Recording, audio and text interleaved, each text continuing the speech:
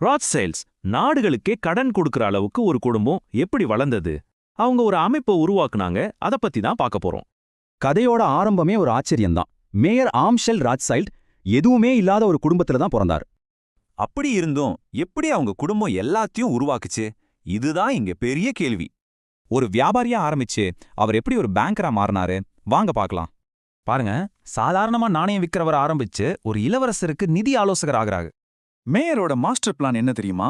அவரோட 5 மகன்கள் தான்.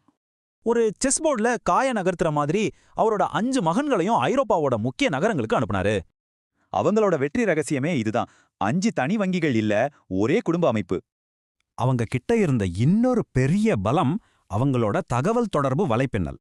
யோசிச்சு பாருங்க, அந்த காலத்துல மத்த பேங்கர்ஸ் எல்லாரும் தனியா தான் வேலை செஞ்சாங்க.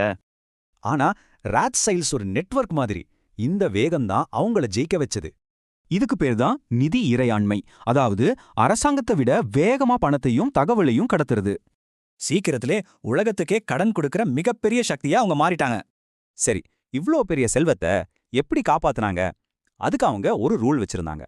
அவங்களோட மந்திரமே சிம்பிள் தான். வருமானத்துல வாழுங்க, அசல எப்பவும் தொடாதீங்க. இந்த அமைப்போட சக்திக்கு இது ஒரு சின்ன உதாரணம். ஜேக்கப் ராத்சைல்டுக்கு கிடைச்சது ஒரு சின்ன பங்கு தான். அப்போ மொத்த குடும்பத்தோட சொத்து மதிப்பு எவ்வளவு நினைக்கிறீங்க? கிட்டத்தட்ட $1 ட்ரில்லியன். சோ இதுல இருந்து என்ன புரியுது?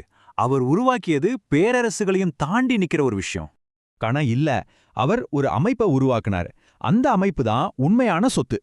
நீங்களே உழைச்சு சம்பாதிக்கிறது ஒரு வகை, உங்களுக்காக ஒரு சிஸ்டம் சம்பாதிக்க. மேலும் சுவாரஸ்யமான தகவல்களுக்கு லைக், சப்ஸ்கிரைப் மற்றும் கமெண்ட் செய்யுங்கள்.